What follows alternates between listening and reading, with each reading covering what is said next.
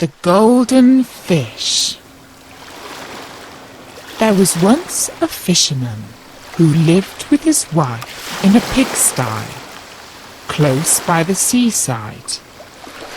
The fisherman used to go out all day long fishing, and one day, as he sat on the shore with his rod, looking at the sparkling waves and watching his line, all of a sudden his float was dragged away deep into the water, and when he reeled in his line, he pulled out a golden fish. But the fish said, "Pray let me live. I am not a real fish. I am an enchanted prince. Put me in the water again and let me go." "Oh ho," said the man, "you need not go on much more about the matter. I will have nothing to do with a fish that can talk, so swim away, sir, as soon as you please." Then he put him back into the water, and the fish darted straight down to the bottom and left a long streak of blood behind him on the way. When the fisherman went home to his wife in the pigsty, he told her how he had caught a golden fish, and how it had told him it was an enchanted prince, and how, on hearing it speak, he had let it go again. "Did he not ask it for anything?" said the wife. "We live very wretchedly here in this nasty pigsty.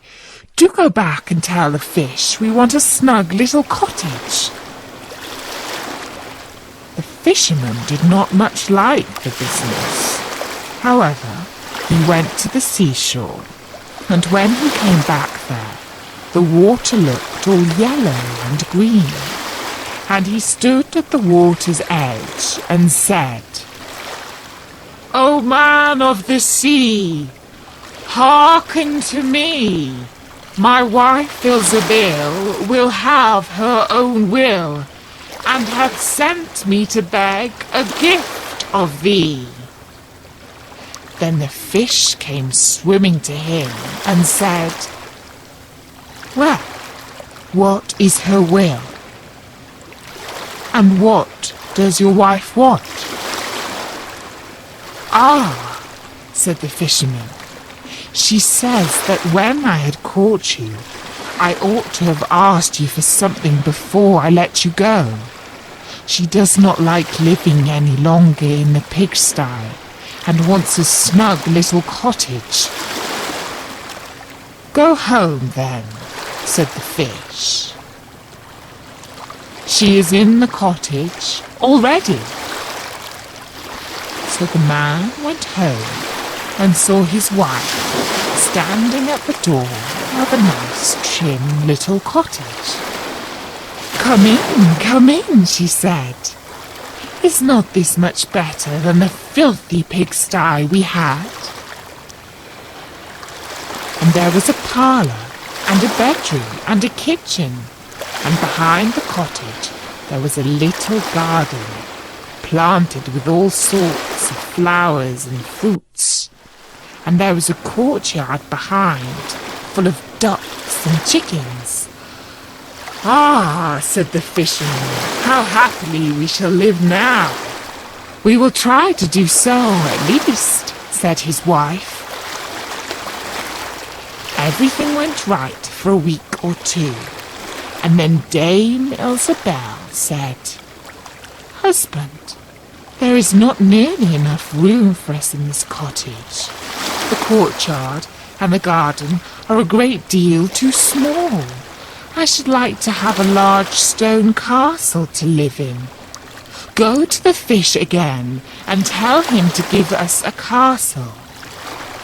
"Wife," said the fisherman, "I don't like to go to him again, for perhaps he will be angry. We ought to be easy with this pretty cottage to live in." "Nonsense," said the wife. You will do it very willingly, I know. Go along and try. The fisherman went, but his heart was very heavy, and when he came to the sea, it looked blue and gloomy, though it was very calm. And he went close to the edge of the waves and said, "O man of the sea, hearken to me. My wife Ilzebel will have her own will, and hath sent me to beg a gift of thee." "Well, what does she want now?" said the fish. "Ah," said the man, dolefully, "my wife wants to live in a stone castle." "Go home, then," said the fish. "She is standing at the gate of it already." So away went the fisherman, and found his wife standing before the gate of a great castle. "See," said she, "is not this grand?" With that they went into the castle together, and found a great many servants there, and the rooms all richly furnished and full of golden chairs and tables. And behind the castle was a garden, and around it was a park, 1/2 mile long, full of sheep and goats and hares and deer, and in the courtyard were stables and cow houses. "Oh," said the man, "now we live cheerfully and happy in this beautiful castle for the rest of our lives." "Perhaps we may," said the wife, "but let us sleep upon it before we make up our minds to say that." So they went to bed. The next morning, when Dame Ilzebel awoke, it was broad daylight, and she jogged the fisherman with her elbow and said, "Get up, husband, and bestir yourself, for we must be king of all the land." "Wife, wife," said the man, "why should we wish to be the king?" "I will not be king." "Then I will," said she. "But wife," said the fisherman, "how can you be king? The fish cannot make you a king." "Husband," said she, "say no more about it, but go and try. I will be king." So the man went away, quite sorrowfully to think that his wife should want to be king. This time the sea looked a dark grey colour, and was overspread with curling waves and the ridges of foam, as he cried out, "O man of the sea, hearketh to me. My wife Ilzebel will have her own will, and hath sent me to beg a gift of thee." "Well, what would she have now?" said the fish. "Alas," said the poor man, "my wife wants to be king." "Go home," said the fish. "She is king already." Then the fisherman went home, and as he came close to the palace, he saw a troop of soldiers and heard the sound of drums and trumpets. And when he went in, he saw his wife sitting on a throne of gold and diamonds, with a golden crown upon her head, and on each side of her stood 6 fair maidens, each a head taller than the other. "Well, wife," said the fisherman, "are you king?" "Yes," said she, "I I am king. And when he had looked at her for a long, long time, he said, "Oh, wow, what a fine thing it is to be king. Now we shall never have anything more to wish for as long as we live." "I don't know how that may be," said she. "Never is a long time.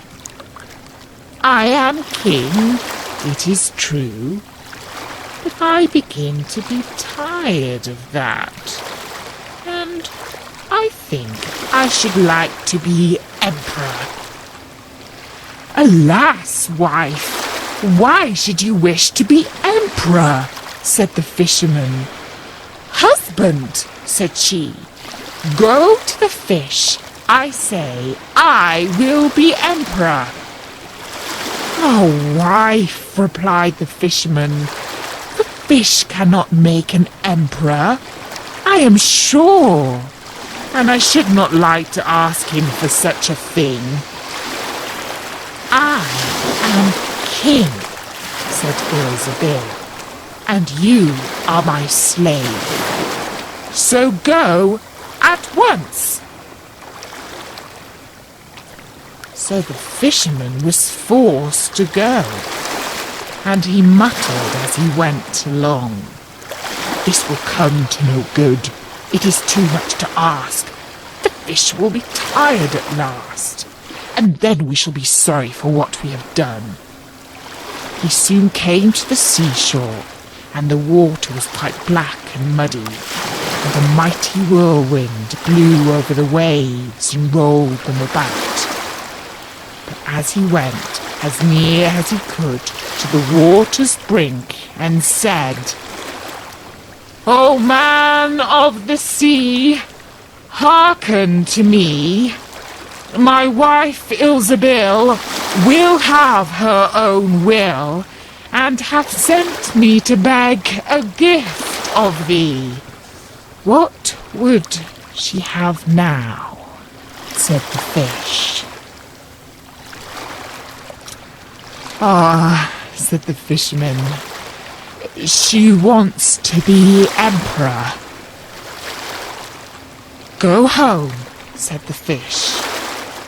"She is emperor already."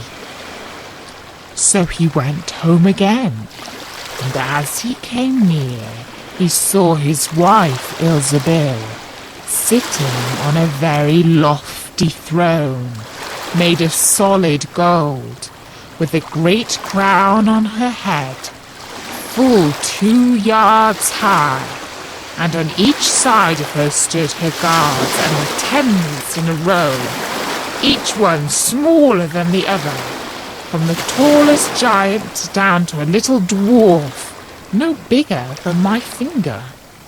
And before her stood princes and dukes and earls, and the fisherman went up to her and said, "Wife, are you emperor?" "Yes," said she, "I am emperor." "Ah," said the man as he gazed upon her, "what a fine thing it is to be emperor." "Husband," said she, "why should we stop at being emperor? I will be pope next." "Oh, wife, wife," said he, "how can you be pope? There is but one pope at a time in Christendom." "Husband," said she, "I will be pope this very day." "But," replied the husband, "the fish cannot make you pope." "What nonsense," said she. "If he can make an emperor, he can make a pope. Go and try him."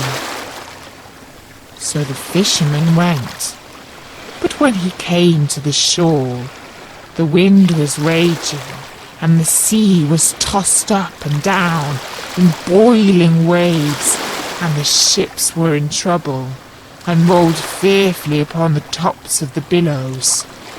In the middle of the heavens there was a little piece of blue sky, but towards the south all was red, as if a dreadful storm was rising.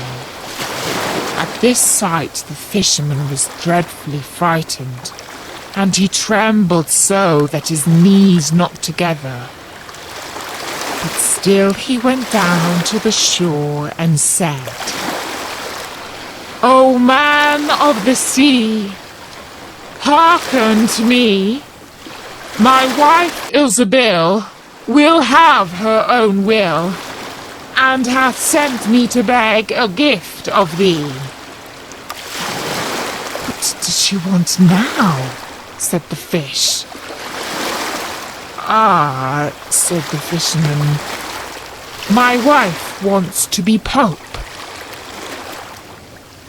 "Go home," said the fish.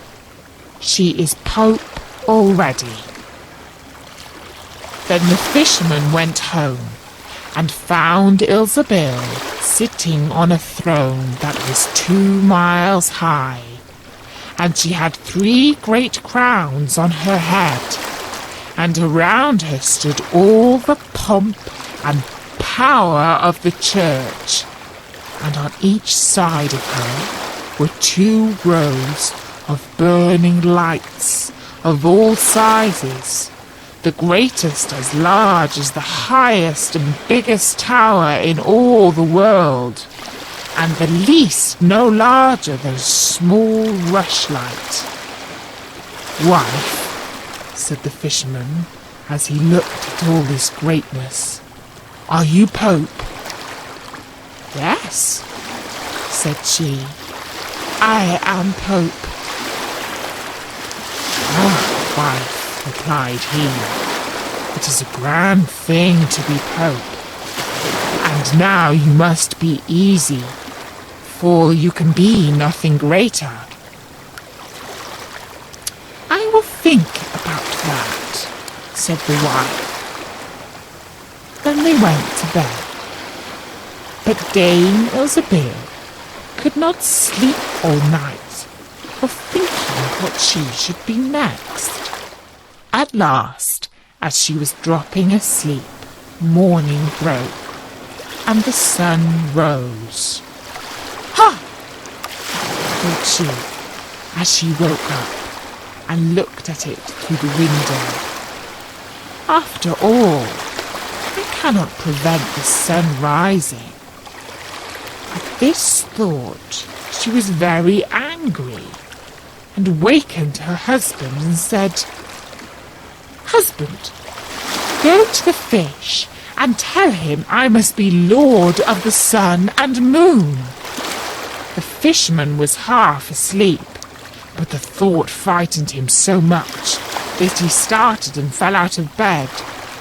"Alas, wife," said he, "can he not be easy with being Pope?" "No," said she, "I am very uneasy as long as the sun and the moon rise without my permission. Go to the fish at once." Then the man went shivering with fear, and as he was going down to the shore, a dreadful storm arose, so that the trees and the very rocks shook, and all the heavens became black with stormy clouds, and the lightnings played, and the thunders rolled, and you might have seen in the sea great black waves swelling up like mountains, with crowns of white foam upon their heads. And the fisherman crept towards the sea, and cried out as well as he could, "O man of the sea, hearken to me. My wife Ilsebil will have her own will, and hath sent me to beg a gift of thee." "What does she want now?" said the fish. "Ah," said he, "she wants to be lord of the sun and moon." "Go home," said the fish, "to your pigsty again." And there they live to this very day.